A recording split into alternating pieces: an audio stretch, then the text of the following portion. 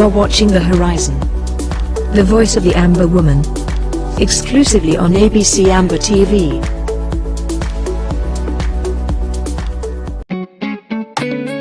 Mutumbu, mama yo, na ya boy go get her. Blue Jay Brothers. Mama yo kind, mama you're beautiful, mama you good, mama you're wonderful. No woman like you, mama. No woman like you, mama. Thank God for you, mama.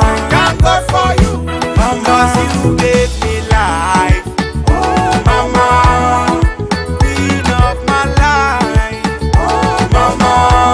I go love you for life, oh mama. 'Cause you love me so, oh mama.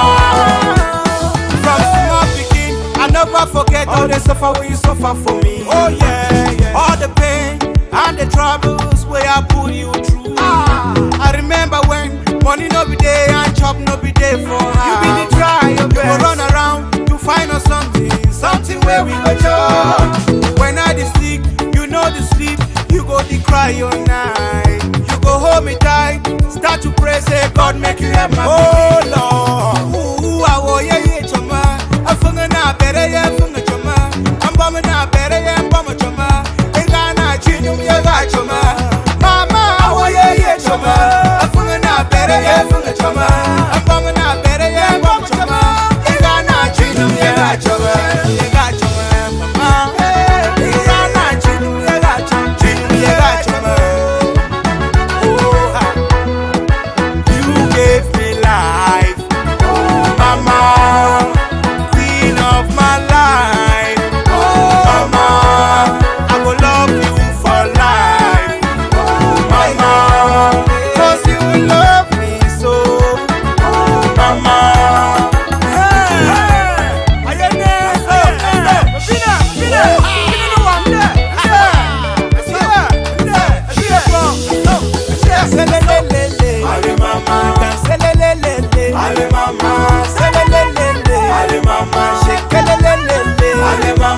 You're my motivation. You gave me the best education, mama. The song where I sing, I'm for you. Now it's special dedication to you. Oh yeah. I know say every night and day you pray say make a mama. The God where you the pray, I'm for heaven down. Give me this inspiration, mama. The song where I sing, I'm for you. Now to show my appreciation to you. Who be a warrior, chama. I funga na bere ya funga chama. I'm bombing na bere ya bomba chama. Enga na chinum ya ga chama. Mama warrior chama. I funga na bere. Hello, everyone. Good morning, good afternoon, good evening, wherever you are listening from. This is Dr. Patience Abedu, most popularly known as My Patience, on The Horizon, the voice of the Amba woman. I greet you all and welcome you to this special edition where we continue our conversation. You know, our theme, as always, is staying the course. We are staying the course, of course, with God's help. So today, on The Horizon, we have three main subjects. Again, as you know, February is Heart Health Month. So we continue with heart health awareness. And today we'll specifically talk about high blood pressure or hypertension, the silent killer. We'll also talk about the fact that it takes a village to raise a child. And all those our sons and daughters who have been killed belong to the village of Amazonia.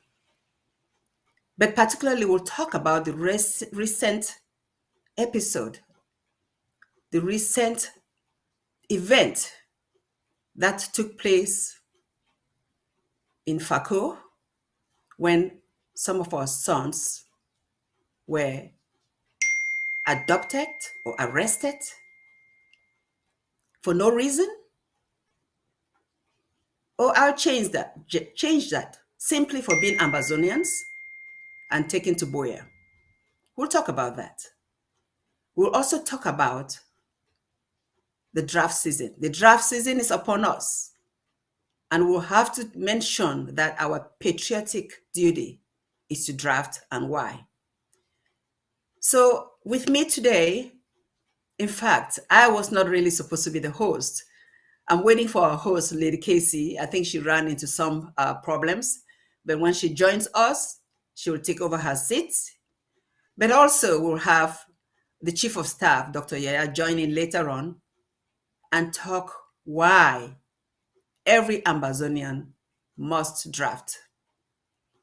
So without further ado, we'll delve straight into the program. Please share, join, ask others to join. And if you feel compelled to call, I'll have the technician put a phone number on the screen where you can call when it's time for calling or asking questions. Or if you feel like asking questions during the show, there will be a phone number. So I will ask the technician to please place the first video that has to do with health so that we can start the program. And particularly, also called hypertension, it is one of the most common medical conditions worldwide. Yet, because it rarely has noticeable symptoms, around half of those with the condition don't know they have it. This is a problem because, if untreated, high blood pressure can lead to serious medical problems. But what is blood pressure anyway? The heart pumps blood around the body, delivering oxygen and nutrients through a system of pipes called blood vessels. As the blood flows through our bodies, it creates a force against the wall of the blood vessels called the blood pressure. This force rises and falls with every heartbeat. It is highest during systole, when the heart beats, and is lowest during diastole, when the heart relaxes in between beats. A blood pressure reading therefore includes two numbers. A normal systolic blood pressure is between 90 and 120, and a normal diastolic blood pressure is between 60 and 80.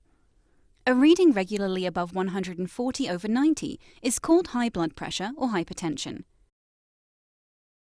Our blood pressure goes up and down throughout the day, depending on how hard the heart is pumping, the overall blood volume, and the resistance in the blood vessels.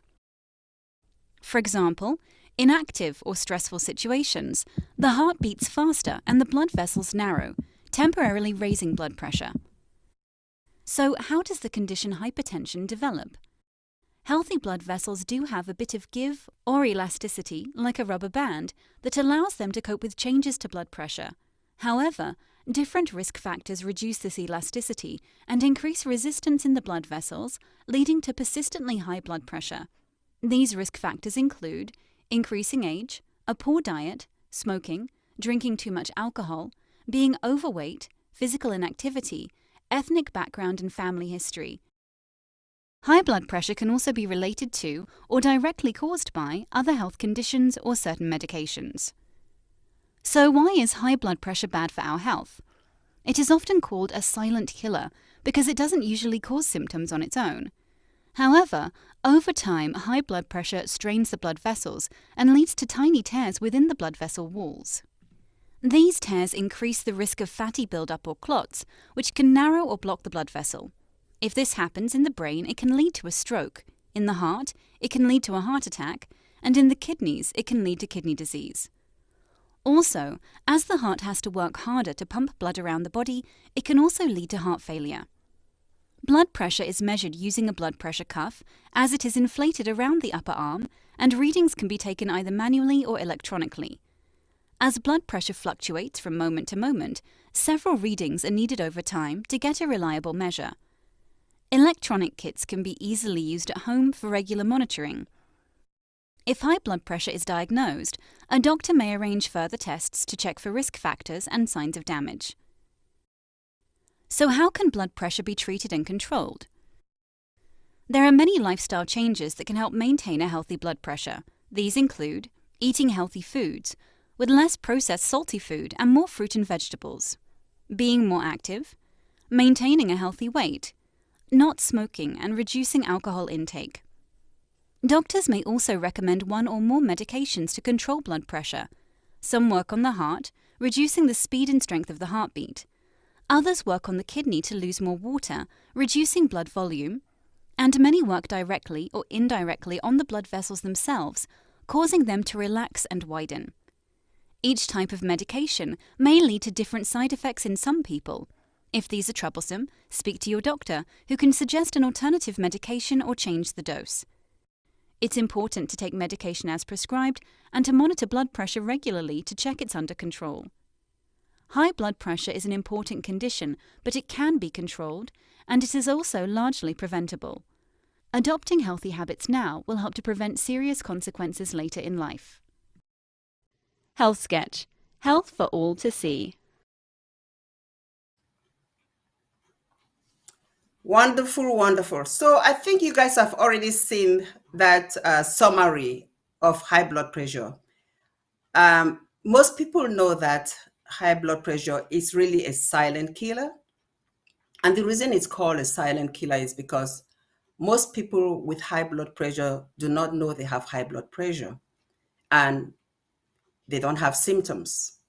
Occasionally, you have somebody with a headache and they'll say, oh, maybe my blood pressure is high. But typically, they don't have symptoms. So I'll just go over what was discussed or shown on that video more a little bit elaborately while we wait for the other, for our host and the other guests to join in. So it already told you what causes high blood pressure. I'm not going to go into that directly, detailing. The video was very explicit. But let's talk about what lifestyle changes are recommended to lower the blood pressure, okay? Number one, you really have to maintain a healthy body weight. It is really believed that it's known that if there's a weight loss of about 1 kilogram, the systolic blood pressure will decrease by 1 millimeter of mercury. So that's how important weight can affect your blood pressure. So those who are obese or a little bit overweight, if you reduce your weight and you lose some kilograms, your blood pressure will respond accordingly. So that is number one thing, weight loss. Number two, what I want to talk about is a heart healthy diet that is low in salt. We are fond of really adding salt in our food, and some of us, especially those of us in southern Cameroons, in Nigeria, and most African countries, we like to use a lot of Maggi, and Maggi is high in sodium, so that you need, although it brings the taste out in food, it's really high in sodium. So for those who already know that their blood pressure is high, they really have to cut down on how much salt they ingest. And some people in the diaspora, they are fond of going into restaurants and adding extra salt on their food. It's all in the taste. If you get accustomed to low salt, then you still enjoy your food with low salt. So it's just a matter of habit. If you start reducing your salt with time, you will appreciate the food that has low salt. And in fact, you may go somewhere and eat food that has normal salt for the ordinary person, and you think that the food is salty.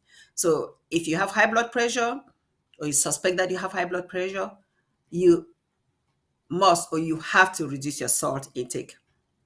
Okay.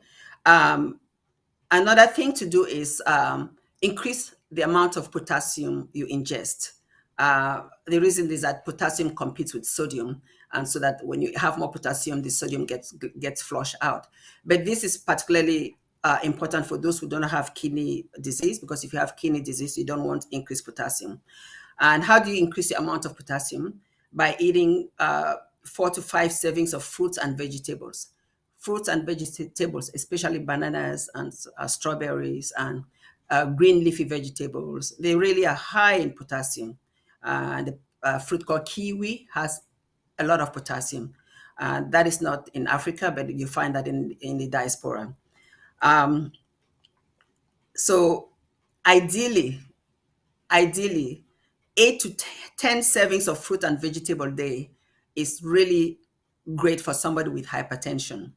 8 to 10 servings of fruits and vegetables a day. So you can have a mix and match, some fruits, some vegetables, but 8 to 10. And I know that it may be tough for us in the southern Cameroon, in Amazonia, in refugee camps in Nigeria. But when they have this average, at least try to get in maybe 2, 3, 4 if you can. It's just a matter of choices. Sometimes you may have to spend money to buy those things instead of buying a lot of carbohydrates or buying a lot of meat. So you make personal choices to buy what is healthy for you, because you want to stay healthy. And then the next thing that I want to talk about is it's also mentioned that 2 to 3 servings of low fat dairy product is good for you. So I know we grew up in Africa. We didn't really drink milk, but coming to the diaspora, we get exposed to milk on a daily basis. And milk has sometimes have uh, some people that have high cholesterol do not really care about milk that much because their cholesterol levels may go up.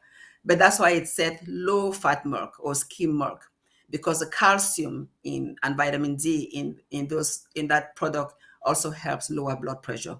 So if you're in the diaspora and you have access to low fat milk, yogurt, sugar-free yogurt to be specific, low fat yogurt, that is something you can ingest every now and then to help with your blood pressure.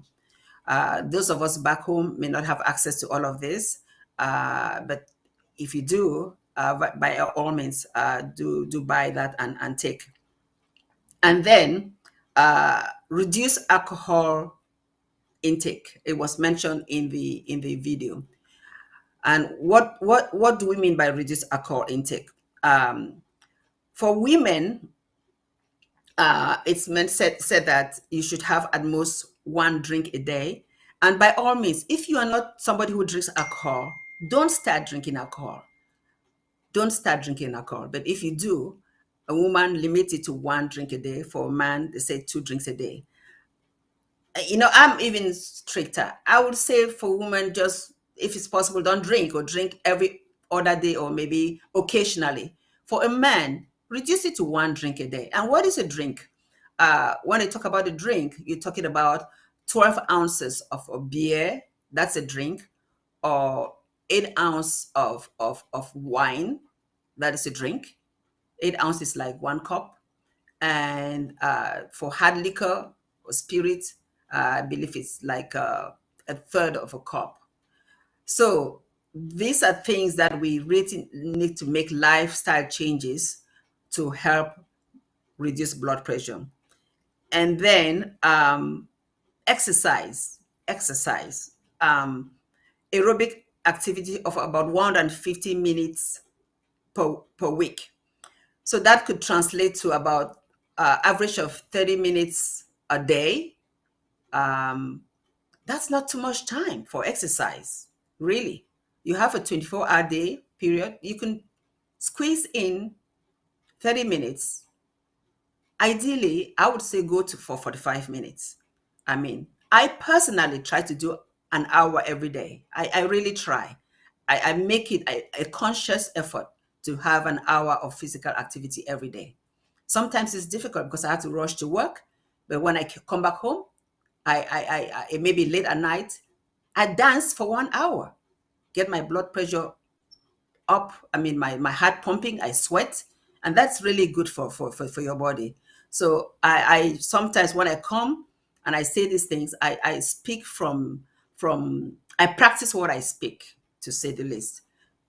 So I'm trying to encourage my brothers and sisters out there, friends and family members, those who are in the dungeons in La Republic, in those who are struggling in refugee camps in Nigeria, anywhere. If you're seeing this, you make those choices to have a healthy life. Because for me, I say My health is my wealth. So I want you to think that way. Your health should be your wealth. Your health should be your wealth. And so if your health is your wealth, you need to make those extra efforts to stay healthy. It may be difficult. And sometimes it takes a step at a time in the right direction. Then the next thing they mentioned in the video was stress. Well, we all have stress in our lives. Everybody is stressed for one reason or the other. Sometimes the stresses are so huge that you ask yourself, what is this life?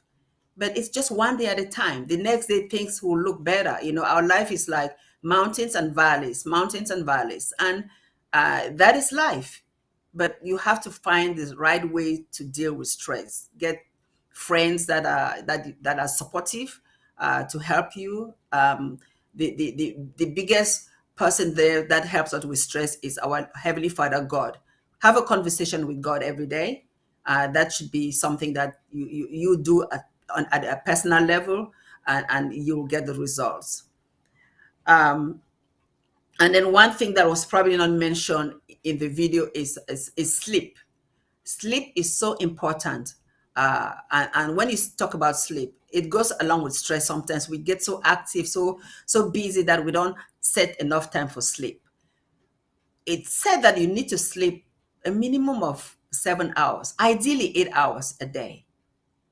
That is difficult because some of us think that we need more than 24 hours a day to do everything that we have to do. So how can we allocate 8 hours for sleep? But if you want to have a healthy life, that's something that is important. You need to make that time to rest the body. Okay, and so we've gone through all those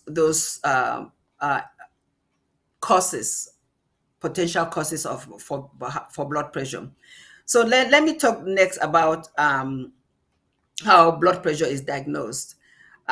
So normally, the video talked about normal blood pressure being average of 120 systolic, that's the top number, and 80, the diastolic, the lower number. So it should be 120 over 80. So if your blood pressure, and there was a range, so they mentioned that normal blood systolic ranges from 90 to 120, and normal diastolic ranges from 60 to 80. Now, if your blood pressure is consistently over 140 over 90, consistently over 140 over 90, then you may be a candidate for treatment. Even though you may think that, oh, that's a fine number, but that consistent number of 140 over 90 is not good for the heart because of the stress it does on the heart, and that can translate eventually to heart disease. So that you could be a candidate for treatment, for medications. And for people that have blood pressure that is really around 120 to 130 systolic, and the diastolic 80 to 90, that is a gray line, and you have to talk to your doctor, because depending on what else is happening in your body, you may also be a candidate for treatment. So talk to your doctor for advice. This show today is just general information. I'm not coming here as your doctor to tell you what to do. I'm just giving you advice, and you need to discuss with your doctor for more personal treatment.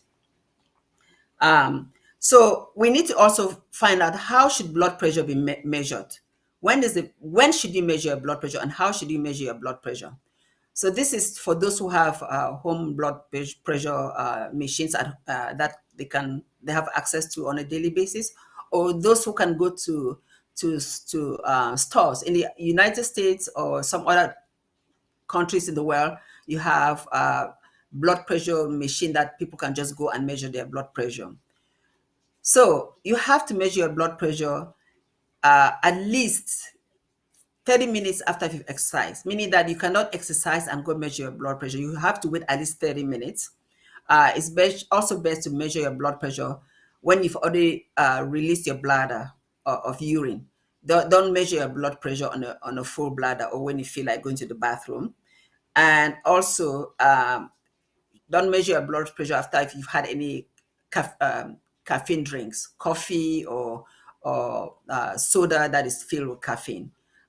Those should be at least 30 minutes after ingesting anything of that nature. And one more thing I forgot to mention, smoking. And I think it was also mentioned in the video, that smoking is really one of the contributors for high blood pressure, nicotine. So also don't measure your blood pressure right after smoking, or 30 minutes. You have to wait at least 30 minutes. And to measure your blood pressure, basically you need to sit down for about 5 minutes and be calm and relax, and make sure that your the cuff that you're using is at chest level. I mean at heart level. So you cannot see my hand, but if I was sitting where there's a table and the monitor is there, so this is my hand right here. Let's say my hand is here and the table is right here. So my hand should be on a flat level and the cuff is on my hand, and it should be more at heart level, chest level. Not your hand should not be down or up. It should be horizontal. And relax, and then you can take your blood pressure, and you can wait maybe 1 or 2 minutes later on and repeat it, because you'll find out that the first reading will be different from the second reading, and you probably want to get an average. And those who suffer from high blood pressure, it's good to keep track of your blood pressure before you go to your doctor. If you're on treatment or you're trying to treat yourself with lifestyle changes, keep a record of your blood pressure before you go to your doctor, because there's something called white coat effect, where when people go to see their doctor, for whatever reason, their blood pressure shoots up when it's normal at home. So if you keep that record before you go to your doctor, you can show your doctor that, well, this is what my levels are at home when I'm calm and relaxed. So the doctor can easily say that maybe the effect is a white coat effect. So I was going to say, so let me go more detailing on how hypertension is diagnosed.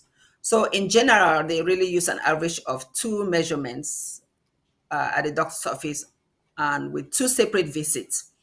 And people that have high blood pressure of greater than 180, the systolic greater than 180, 180 or greater, and the diastolic 110 or greater, that is really an hypertensive emergency. And that one, they will treat you, they give you medications right away. And that one, it's very critical to take that seriously, because something like that with time, you may end up having a heart attack or a stroke, depending on what blood vessels gets affected. Those who have, so that is what is called hypertensive urgency or emergency. Then those who have had high blood pressure, that is between systolic blood pressure is greater than 130, but lower than 160, and the diastolic is greater than 80, but lower than 110. If that is realized in 2 or 3 visits, you have high blood pressure. That is a diagnosis of high blood pressure, and it will be recommended for you to go on medications to bring that blood pressure down. According to the American Association of Heart Diseases, they prefer that your blood pressure should really be at most systolic, at most 130. Ideally, it's 120, but at most 130. And the diastolic should be at most 85, ideally 80. So with those, depending on your doctor, you may or may not be on treatment. Okay? All right, so let's talk about, I don't know whether let me just check and see if if the host is here. Well, I'll see her on the screen when she joins us. Let's talk about specifically what types of food are good for you. And when I want to say this, I'll probably focus on those who are in the diaspora. I mean, those who are in home front. You know that a lot of us over time have believe that foods that come in cans are good for us. Canned food, wine man chop. That's what we used to call it when we were growing up. But believe me, those foods that our parents harvest from the farms themselves, the yams, the potatoes, the vegetables, beans, peanuts, groundnuts, corn, those healthy food are what we should be eating. Reduce foods that come in cans because those are generally foods that are high in salt and sugar. So they generally have a lot of salt or sugar, just those two things that are not good for your body. So this advice is really for us to make sure that we do what we can do within our means to eat healthily. Last show we had Dr. Lobadi, who mentioned that sometimes we feel that those people that are affluent, that are always in a car, they are better off. But believe me, walking is a form of exercise. When you walk and you're not always in your car, it's really better for your health. So this is really to encourage our people to do more walking than riding in vehicles or cars. Sometimes you can just walk from point A to point B rather than drive in a car. If it's safe, of course. That is really what you should try to do. We're also blessed that we have our farms. Farming is a great form of exercise. So most of our grandparents really lived for a long time because they did just what I'm saying. They ate naturally, they worked, they didn't have access to cars, so they walked, and they also worked, W-A-L-K, and worked, W-O-R-K, in their farms, gardening, harvesting natural foods that they eat. So these two things, healthy food and exercise, are things that you can do easily. Doesn't cost money. You can do easily. And then, of course, we already mentioned about the cut down of alcohol and the cut down of alcohol and smoking. So we will go now to the next topic while I wait for I'm not sure. I think we may just consider today that the host, Lady Casey, may have an emergency and cannot join. So I'll move to the next topic. And let me tell the technician to put this phone number so that if anybody has a question on what I've just talked about, high blood pressure, they can call in.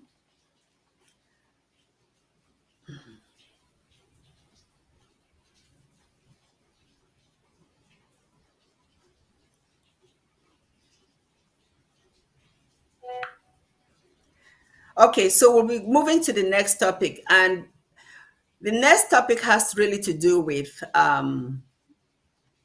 it takes a village. It takes a village. And before I go into it detailedly, I will ask the technician to put up the video of what recently transpired in Fakol.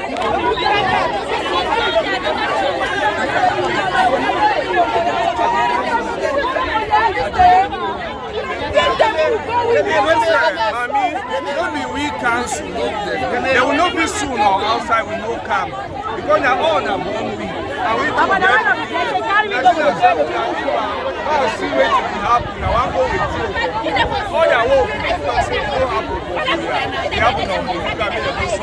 they will not come on our being important for this country. I think I'll come there when someone that just calm down. That's the mayor of Wea Council addressing a crowd of women who left Ekona and came to Boya, protesting the arrest of their children who were playing football in the field, that they are not living here without their children. That's the route to Boya town from the council in front of Lejeune has been blocked. The reason for their anger is that they came with food to give these children and they were denied access to give the children food. The children have been arrested for nothing, locked up, and denied even the basic right of food. That means they want to starve them to death. That is what has enraged these women to come out in their numbers all the way from Ekona. As you can see, I think we have a crowd of about 500 women gathered here, all the way from Ekona. There are some in the council premises, some in front of Lejeune. That's the mayor trekking to Lejeune in solidarity with the women, condemning the actions and telling them that he is with them and will ensure they go back to Ekona with their children.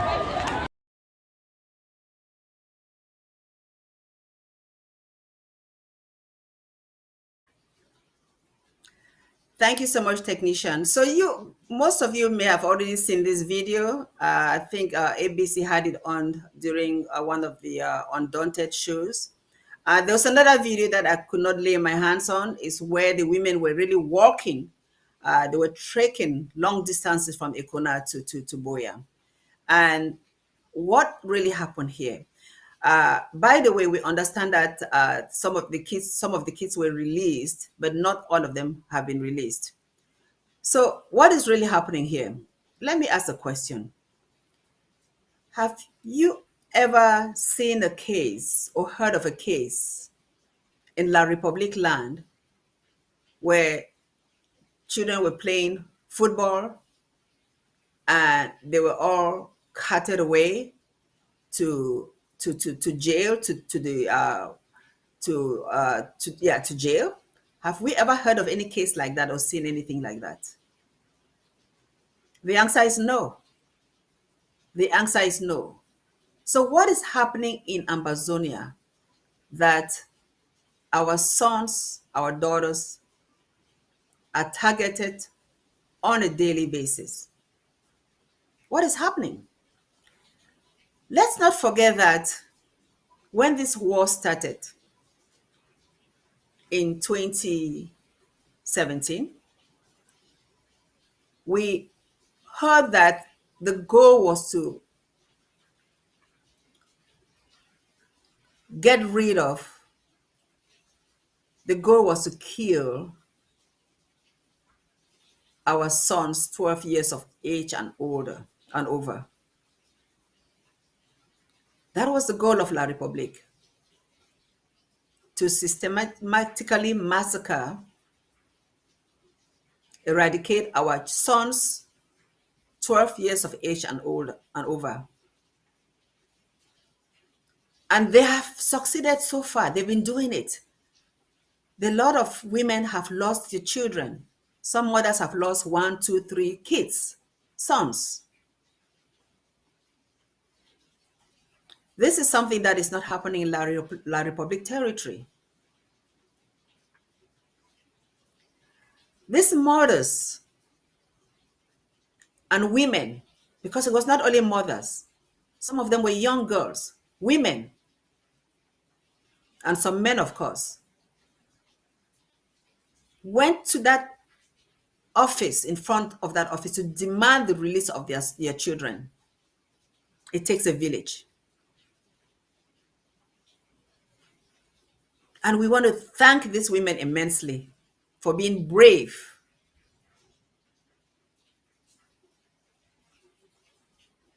for showing that the child of one mother is also the child of another mother. You know, that's how we grew up, really. We grew up going from one house to the other house and being fed by other mothers. We grew up by being disciplined by other mothers. I could be disciplined by another woman who is not my parent when I was a child. It takes a village. So these children that were kidnapped, maybe kidnap is the wrong word, that were arrested for no reason and carried off to Boya and kept there for a few days for no reason, and you didn't hear the international community say anything about it. But if it had happened somewhere in Europe, the whole world would have heard about it. The whole world would have heard about it. So we need to keep on shouting at the top of our voices, telling our own stories. We need to fight our own battle to get our freedom. Nobody will fight for us. So in this spirit that these mamas, these women have acted, they need to continue like that. Let's remember that there was another video which I didn't think, I didn't have it in my possession to also show, where the colonial governor was accusing these mothers, telling them to, asking the question, now who did he kill this beginner? Now who did he do all these things them? No, and the mother said, we don't know. This was in Kumba. So he was telling this mommy them, this now when I picking and now when I sons them. The mother said, no, we don't know.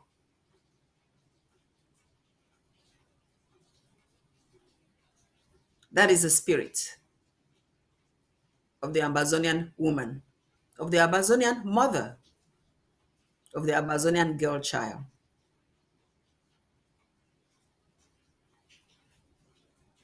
These kids are delivered. We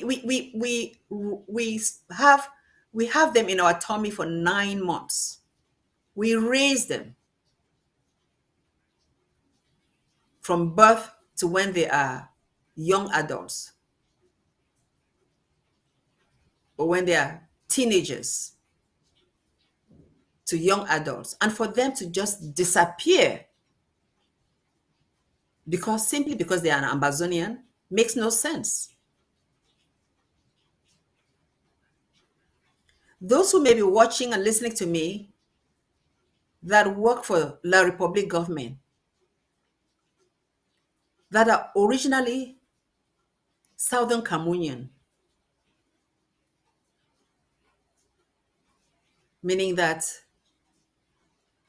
you originally came from the part that was a United Nations Trust territory. That part that was on October 1st, 1961, called West Cameroon. If you are listening to me and you don't see the need to free your people, and you're comfortable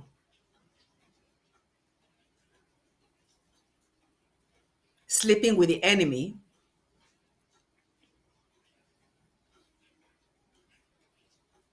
and I'm using the word metaphorically, you're comfortable with that, then you have no soul. You have no conscience.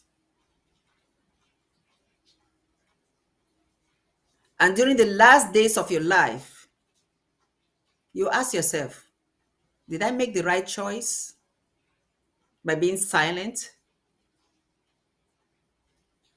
Will God welcome me into his kingdom, into his glory, for me being quiet and not defending my people? You ask yourself that question in your dying bed.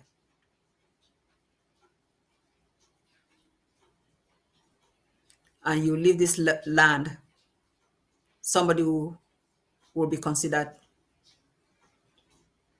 not important to Amazonians. I say this to awaken the spirit in you. Because let's all be honest here. President Biya himself said it, that they've tried to assimilate us. He said it during the Paris, that they've tried to assimilate us and they failed. They failed. It's just so unfortunate that most of the people who are in their 50s and 60s and over, who understand what life used to be like when West Cameroon ran its affairs, following the fact that they already had the experience of being a state when they left Nigeria. It's unfortunate that those who know this history, those who have benefited from it, are the ones that are quiet. Sometimes I cannot blame our young ones, those that are 30 and 40 and younger. They don't know any different. All they know is that they are in a system where corruption is the way of life, where they are always second-class citizens, and for them it's normal. Where if you are doing very well in school and you are talented, there's no future for you but driving Okada or selling puff-puff or whatever, except you come from an affluent family, then you may have better luck in finding yourself in some high-ranking government job or some private job.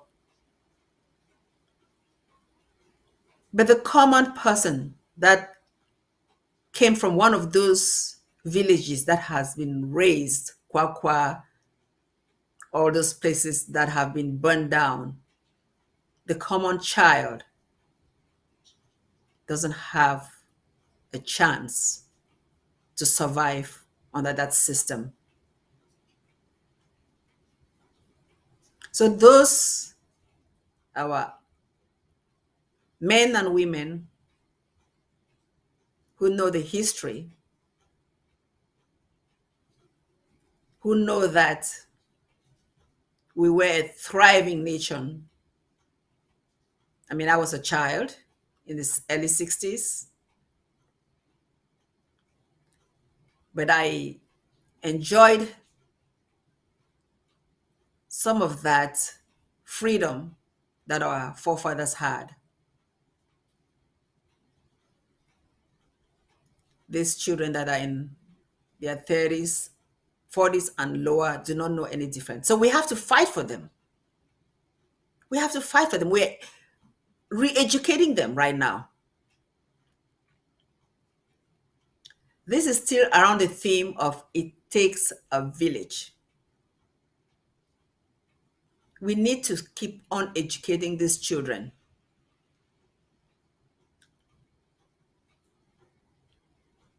So that they understand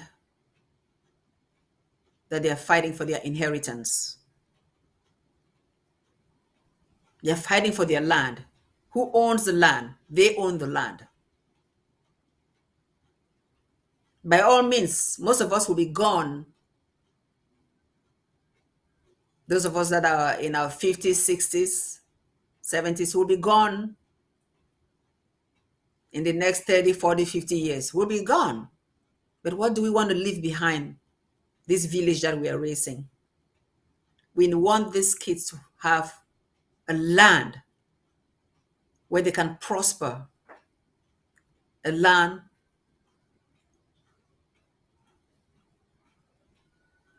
that they are free to build, because they are really talented kids. These kids have talent, they have knowledge, they have wisdom, but they have to be directed.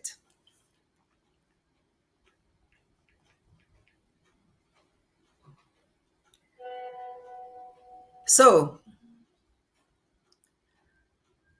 I want in this particular moment to appeal to those who arrested our sons. I understand they're still they still have a couple of them or so in their keeping, that not all of the children have been released.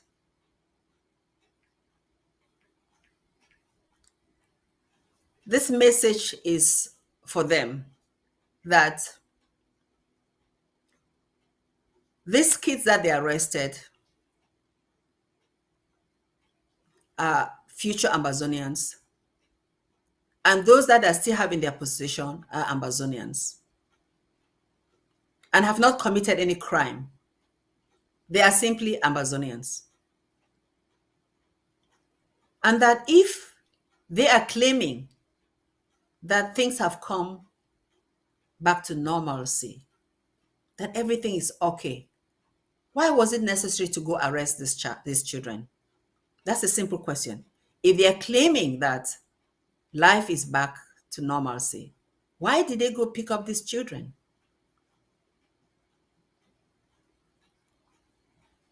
Because that is not really the case.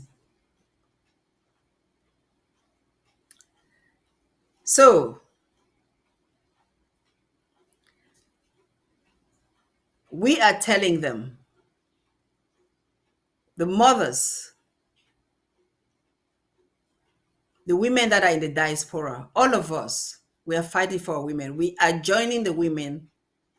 We're joining our voices with the women that marched to Fako, to the capital, to Buea, to demand the release of those children, that release the remaining kids in your keeping. And don't do this anymore. You've learned a lesson, that the village will stand together and bring you down. The village will stand together and bring you down. On the 20th, I'm going to now move to the next topic.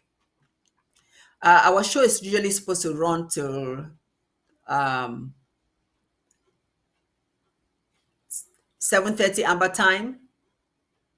So I have about another 19 minutes to go. But I want to talk about something else before I talk about patriotism, the draft. So listen to this. Could you put on that next video, please? Again, the West Cameron House of Assembly never ratified the Constitution.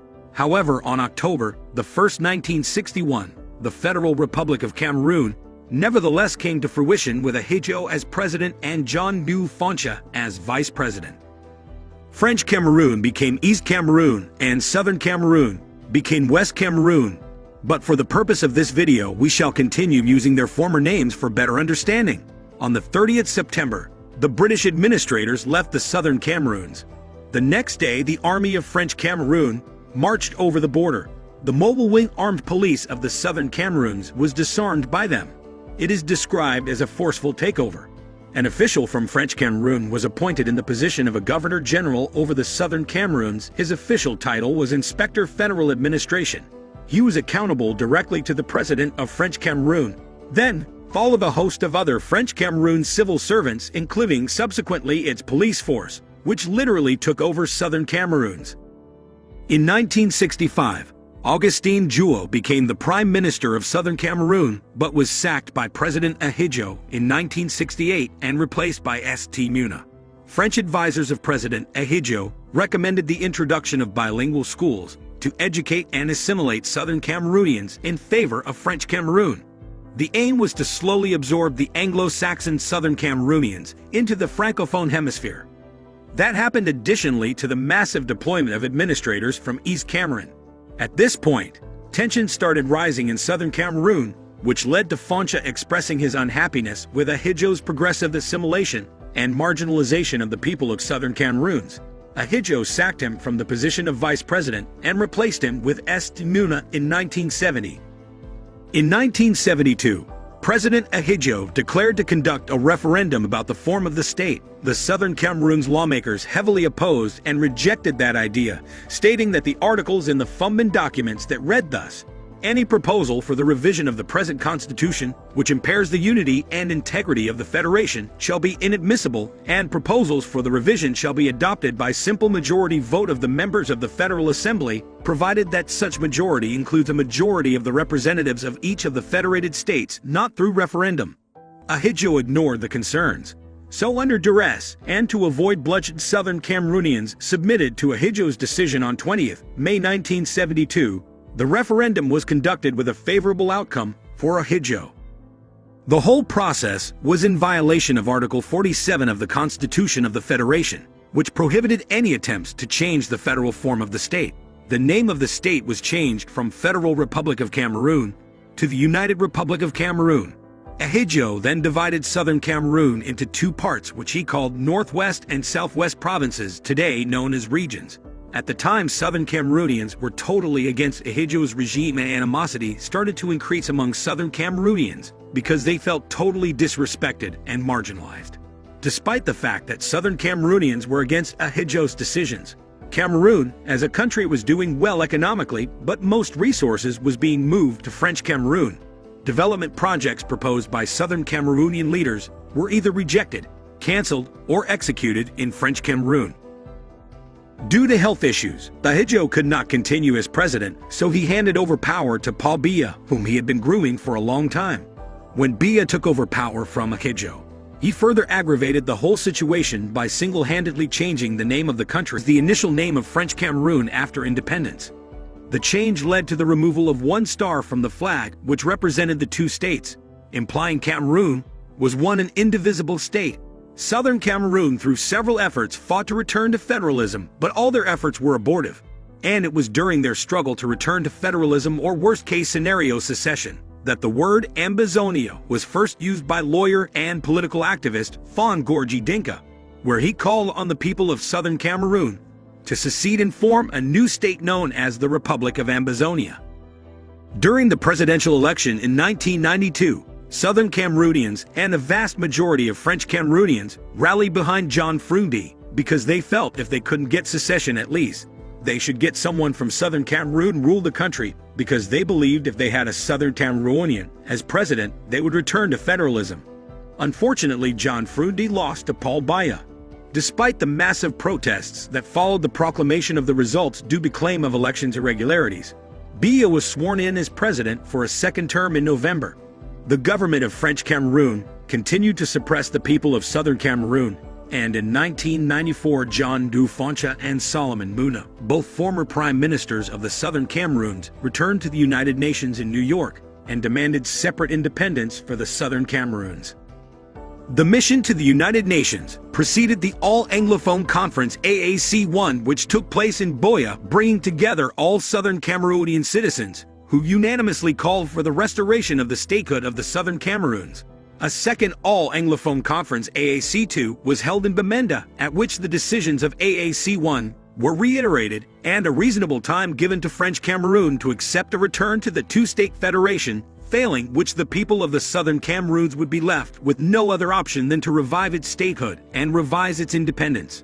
The implementation of AAC1 and AAC2 were, however, stalled by the brutal arrest and incarceration of the leaders of the AAC, with several others escaping into exile.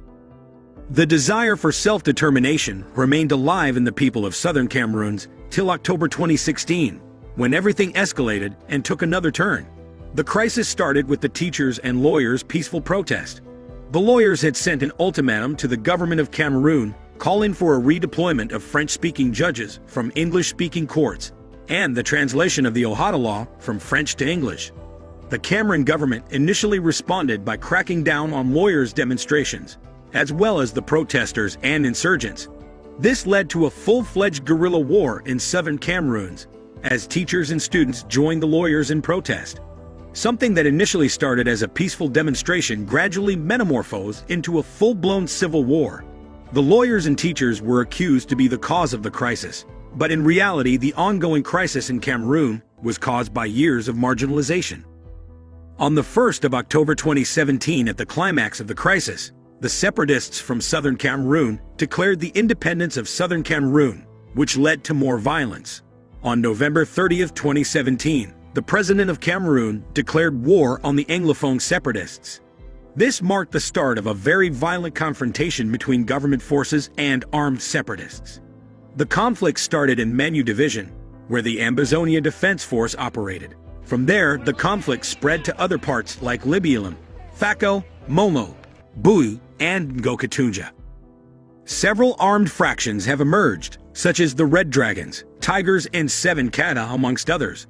Several villages and towns have been burned down, such as Kwakwa, Kembong, Tado, and on 5th January 2018, members of the Ambazonian interim government, including its presidency Sisiku Julius Ariuk, were arrested in Nigeria and deported to Cameroon.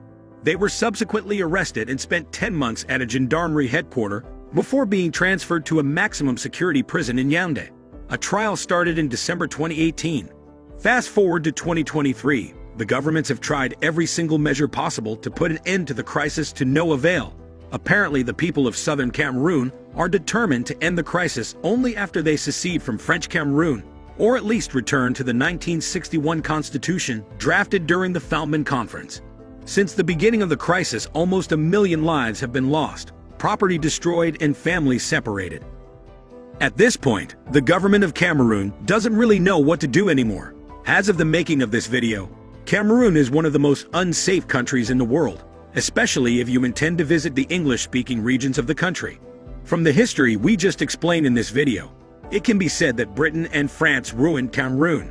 If you want to know how, then subscribe to the channel and stay tuned, because in our next video we will give you more details.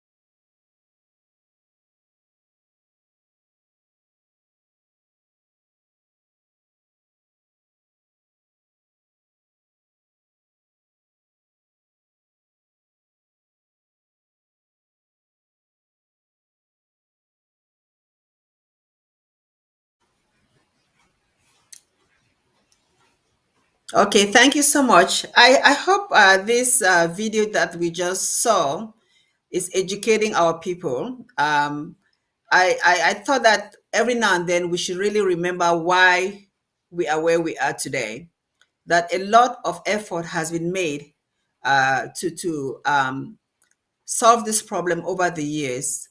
And in this video, they mentioned AAC1 and AAC2. Oh, good. I hope she has connected, because now we want to talk about patriotism. And Dr. Yaya, if you've joined, could you say something? Oh my God, finally. Oh my God. This has been, this is, oh my God, nice to be on the horizon once again. I am struggling with technology, so I'm just so grateful that it worked. I've been listening to you, Mape, and I'm like, oh, she's a fighter. Thank you for standing tall on behalf of all of us. Yes, so I'm not sure where we were because I was just trying and playing with the gadget, and then I heard your Okay. voice. All right, I will tell you where we are right now because you're just coming at Yeah. the right moment. We Okay. just saw a video that has shown us how we started with this fight. It gave us our Yep. history, and now we are just going to the fact that we want to talk about patriotism and the importance of the Yeah. draft. But before I make you have the floor, Yeah. President Biden on the 20th of February was speaking was speaking, and he said this. He said, "Freedom is priceless." I Yeah. want our people to hear that. Freedom is priceless. So this is a Mhm. phrase, an expression that I want to use and have you talk about the draft because that's where we are going to talk about right now. Why it's important to draft. Over to you, Doctor. Yeah, yeah. Oh, thank you so much, Mape. Yes, where do we really start? Everybody knows the, should I say, the use of freedom. It sounds very funny. We know what the joys of being free. Indeed, especially even just thinking about a child, if you put a child in a confined area and say stay there, there is that instinctive will to explore, to go out, to break those boundaries. And that's even on a different level. Freedom is a basic human right. Even God himself, who created human beings, gave us the freedom to choose, to make choices. And that's why we make good and bad choices. So it is just a basic human right. It is engraved in the, in the legal books or records of the United Nations and every stable country or constitution. And why would the freedom of Amazonians be an exception? For those who think that fighting for their freedom is doing something wrong, I really wonder, giving them benefit of doubt to, but it's been years of clear signs and evidence that you're forcing to live with somebody or some standards or substandards, and you're very comfortable with that. The fun is that most of us are out of countries to be good, because some people feel like we have made the capable. No, we didn't do that. In fact, we have been in an unlivable situation for close to 60 years or plus, and our forefathers have been trying. They have been trying in their own ways to resolve this problem. We didn't even start. We were born into this problem, Mhm. and as destiny would have it, we are that generation that has to finish the job. Is it not enough? Looking at the pain, looking at kids dying, being burnt, being fried in oil, children dying just because they don't have basic health care. Else, what else do people need to know that this is the wrong place? Like you have a job, it's a good thing. Some jobs are toxic. If it makes you so stressed that every day you come home crying to your family and you're in a bad mood, then you should know that it's time to quit the job. It's the same like any relationship. If it is toxic, you quit. So this is what has happened. Yes, we came into a union. We were kicked through all kinds of laws or plebiscites or referendums, whatever they call it, and we came into a union without any terms of agreement. And even the supposed terms of agreement were not even, and one party has been abused for over 60 years. So it is time for us to know who we are, grab our identity as a people who deserve to be free, and do that. And this is the time. So if we think that freedom is not good, why are we out of the country? Mm-hmm. Yes, we're out of the country because something, let's be honest. So anyway, the long and short is we enjoy the freedom and the democracies in the different countries that we live in the diaspora. And I enjoy how Southern Cameroon get engaged, especially those who are standing on the fence. how we engage in all foreign politics, and look at social media. You hear all kinds of analysis and people feeling good about themselves because they can talk about the Ukraine war and whatever is happening somewhere else in the world. Some injustice, yes, you clap and shout, which is good. But then charity should begin at home. You're talking about a man being killed in France. Of course, it is not a good thing for whatever reason. But how about the children being killed in your backyard? And probably even a child that you know, or at least a family that you know. So we've got to be real, and no one is going to get that free apart from ourselves. And there is nowhere in these countries that we live, we can go to the library. We don't even need to go to the library. We just need to have a little bit of data on our internet and just Google. Everything is there. These countries we live in have shed blood. They have shed blood. They have seen worse things. People's necks have been chopped off. We're not saying that these things are good. Unfortunately, they are inevitable because human nature is selfish. And this is where we have come to, because we have a neighbor or a partner who has been abusive, and we have called them, pleaded with them, begged them, done all kinds of things to call them and say, look, treat us nice, and it's not happening. So it's time for us to go. So Matthew, Yes. Thank you so much, Doc. Thank you.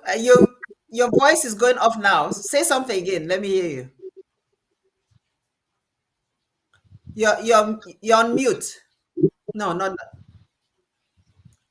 I was hearing you before to just a minute ago. Very strange. Okay, now I can hear you. Yes, okay, I heard everything you said. We heard everything you said. It was just the last minute or a few seconds. Okay.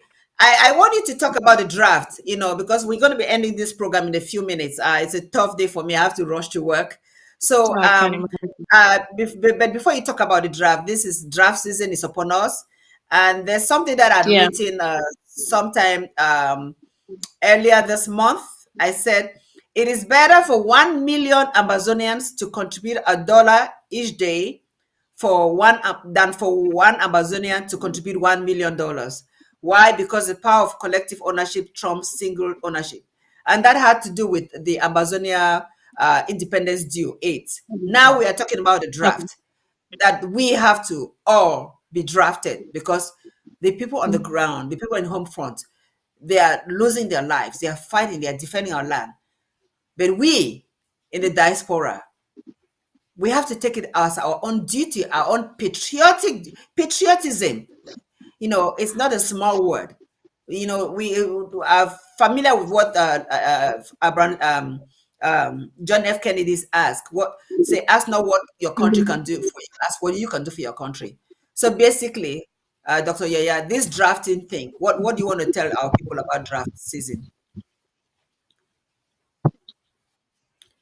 Can't hear you now. This is happening.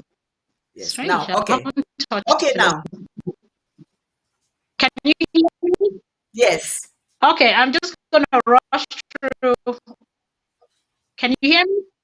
Yes. Okay, the draft, like you said, really the very, very, very minimum we can do as to show as a sign of our commitment,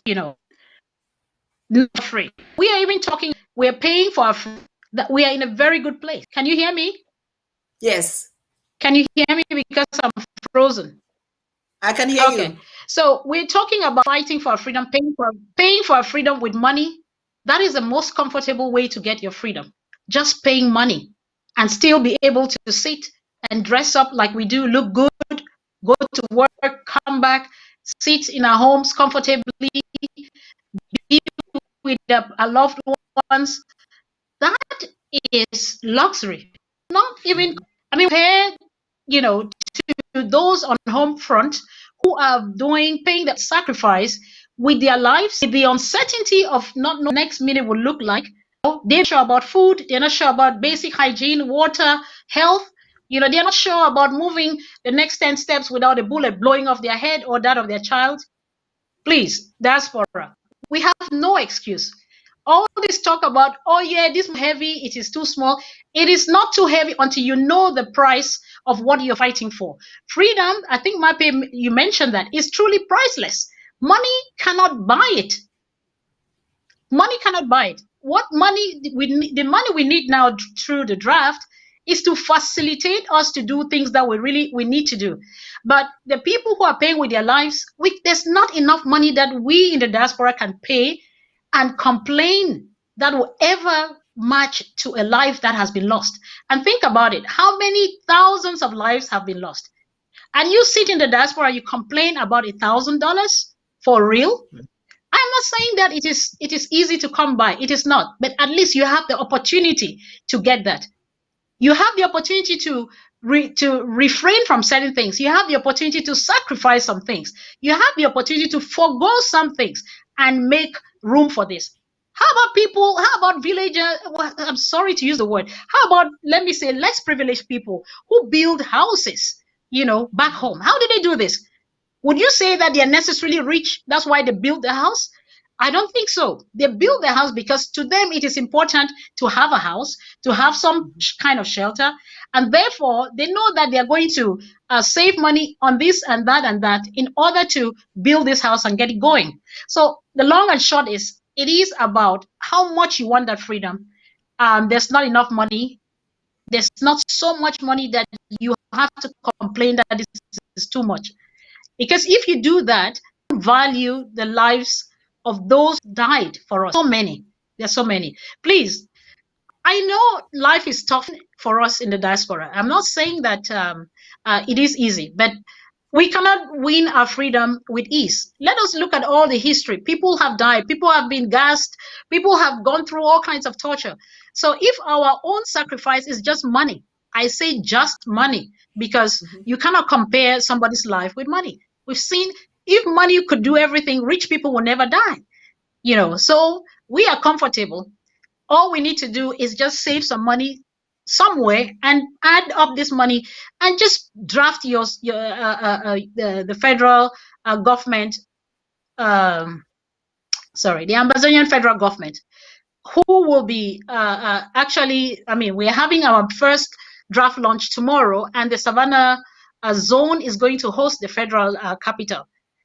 Please look for a way. It is about a decision. Anything in life is a decision that you make.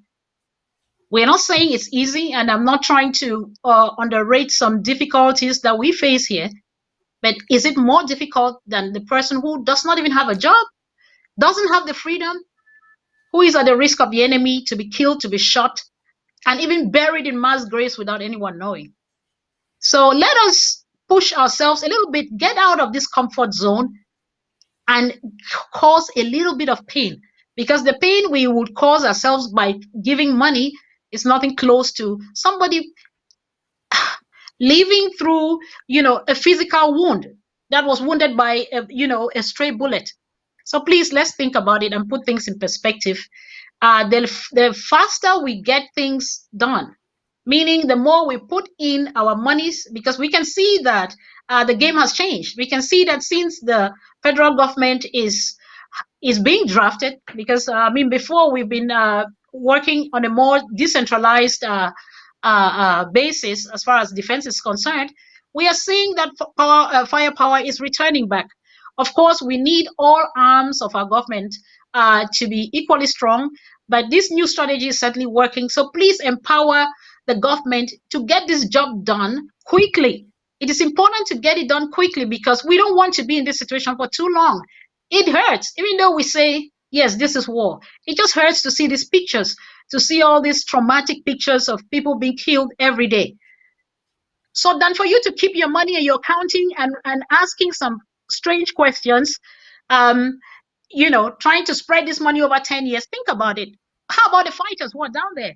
Are they also spreading their life over 10 years to fight? How about the sick people? Are they also staying in hospital for 10 years? How about the child who is hungry? Is that child going to be hungry for 10 years? So this is the way we should think. This pain is too much to bear.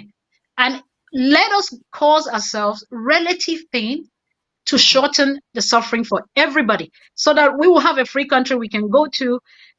We can proudly say and call our own, eat our own food, and have our own good schools and legal systems and be able to go to hospital and get some good care. Please, let us shake our boxes. All this wealth that we are amassing, a lot of people are doing massive projects back home, building this big building that fine, it is good, but also taking advantage of the chaos and the vulnerability and of the people, and amassing wealth for themselves. I just want to tell these people, that they should have a conscience check, because those of us who put our monies in this in this struggle are not stupid. We also love those projects. We also have them actually, but we've put them on hold. So instead of you doing that, why don't you drop in some of that cash? Let's get this job done, get the terrorists out of our land, and then we can build a nation whereby every Ambazonian is going to be happy, not just one or two or three. Thank you. Wow, wow, wow. Thank you so much, Doc. Something you said, you just said it now, but the first time you said it was 2 days ago when we had the meeting, and you said something that I think I want to just repeat. You said that we need to make ourselves uncomfortable so that we don't prolong this struggle. Make ourselves uncomfortable. And the beauty about this is that the Ambazonia draft, you can use your credit card. Those of us who have credit cards, you can really use your credit card and go put in that $1,000 for the federal draft and pay your credit card gradually. That is making yourself uncomfortable. That's one example. And you said that make yourself uncomfortable so that we win this thing in a shorter period of time than being within your comfort zone and paying $50 every month to drag it on for 12 or 30 or 12, 30, 50 years. I think that speaks a lot. I think if people really understand it that way, that you sacrifice in a big manner to achieve something in a short period of time goes a long way. And the beauty about the draft is that now that we have our platform, the AID, you can just go. You don't have to wait till tomorrow. You can just go today after this show, go to the website, go to draft, and pay in your federal draft. Right, Doc? Exactly. Yeah, that's exactly right. I mean, the options are there for every situation.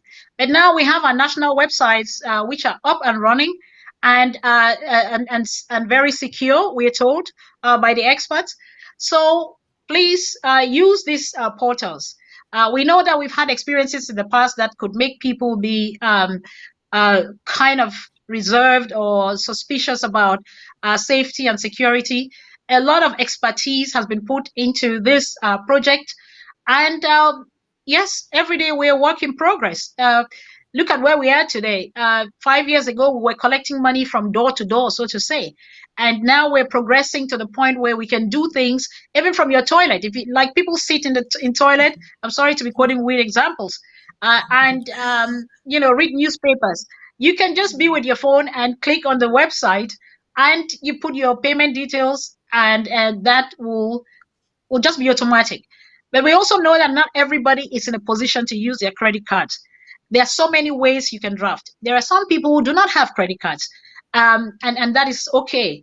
So if you have to draft and you're having problems to use or access the website, please reach out either to your LGA or county chair or your treasurer, and they're going to help you.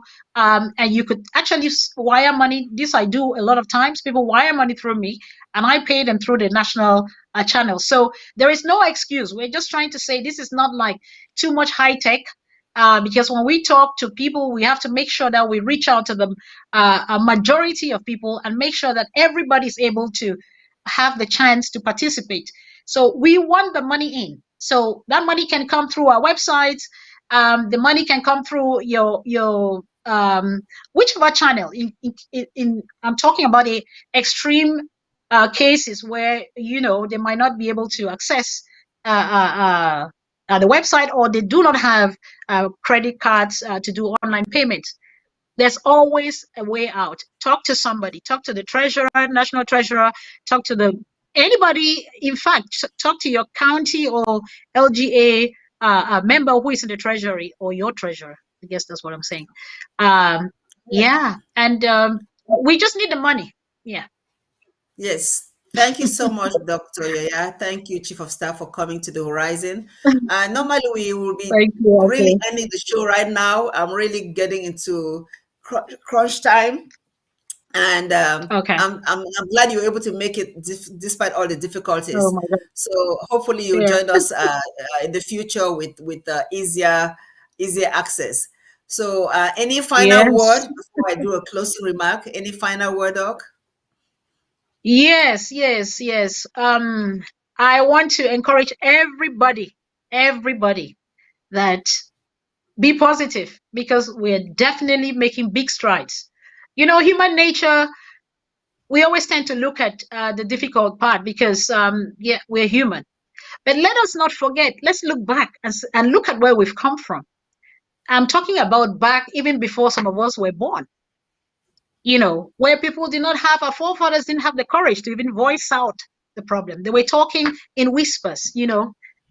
Today, a little child, a little boy who can't even really talk, oh, he melts my heart. He can sing the national anthem, his national anthem. That tells us something. That is a lot. So we've come a long way. The difficulties are there. They must be there. That's part of the journey. But just look forward. Look at how close we are to our goal, rather at the pain of now. Because if we get blinded by the situation, by the circumstance of now, we'll get discouraged. It's human. We saw that with the Israelites, and that's why their journey was long. You know, there was doubt, there was tiredness, there was fatigue.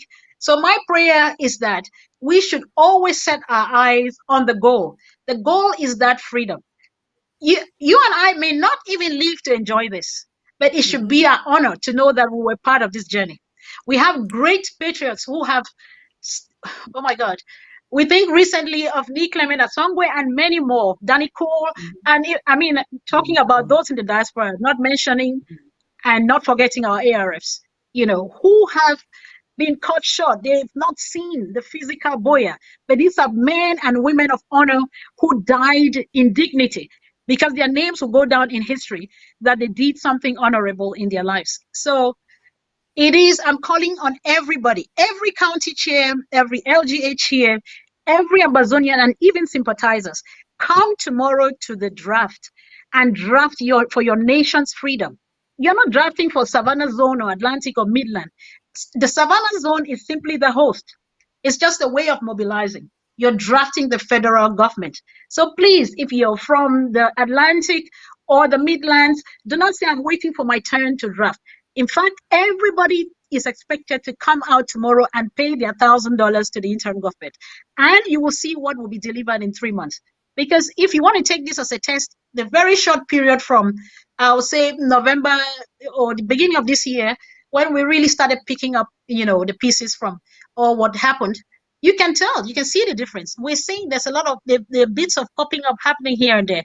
If you are happy with that and you want to see more, please do more. Everybody is expected to come tomorrow and draft. And like Mape said, you can already go to the AID website and do that, so that tomorrow we'll just be celebrating and calling your name, and hopefully that's going to encourage more people to come in. So do not stay with your money in your pocket and say, it's not my turn. No, they are killing our people. La Republique is not waiting for the time for you to draft before they kill. They kill every day. So for you to stop that killing, you shouldn't stay with money in your pocket. The president said that so clearly in yesterday's meeting. So please, everybody should mobilize. Every tier of government should be mobilizing the people within their jurisdiction. Every county LGA should be doing that as well. And we hope that we'll have a resoundingly successful draft tomorrow, which again is a very powerful message to the enemy and to the international world that we mean business, because our freedom is our right. We can see that the rest of the world is giving money, supporting Ukraine to fight a war. So why do Amazonian Southern Cameroonians pretend that a war that is so, that we are even on the side of legality, history, we are on the right side?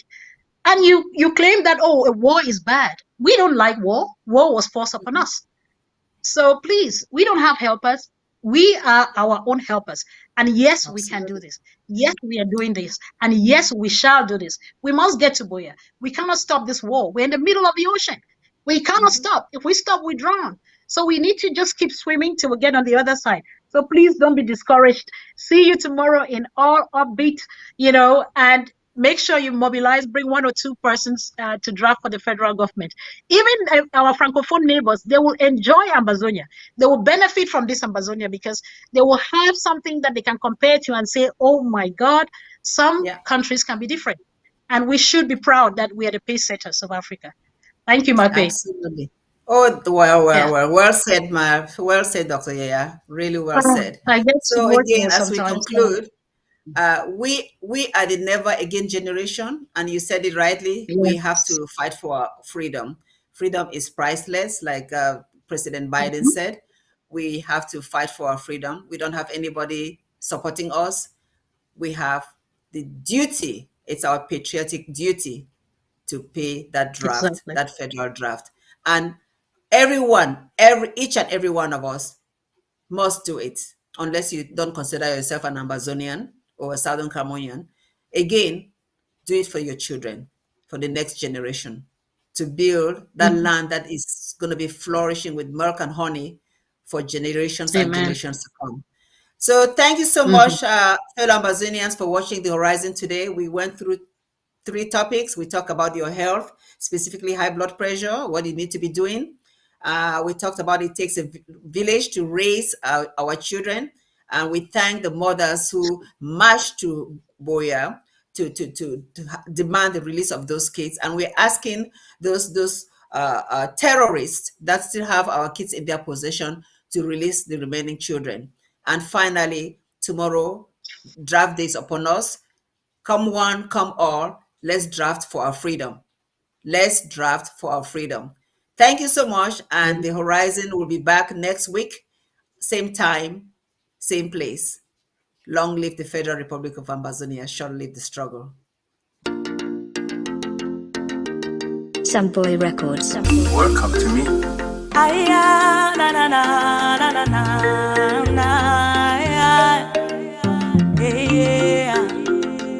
Magical Hakeem on the beats. Nakamediva na na na. Oh, bongo mbozeo, boshe mbozeo, bonge mbozeo, bububiri etano. Bongo mbozeo, boshe mbozeo, pameta mbozeo.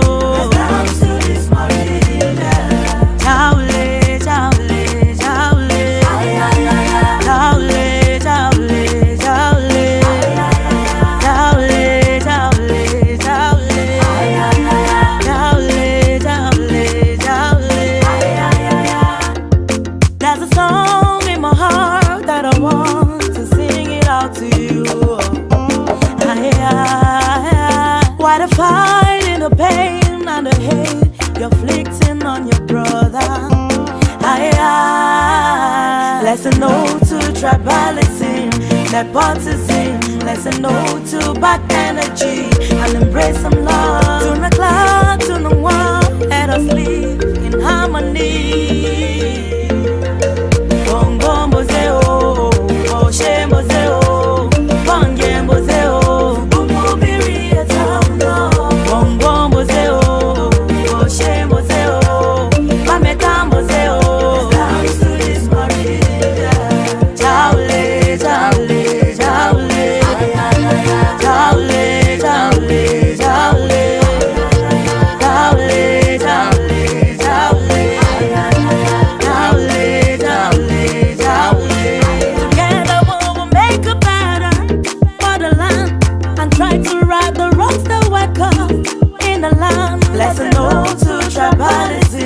Nepotism, lesson no to bad energy, and embrace some love. To the clock, to the wall, let us live in harmony.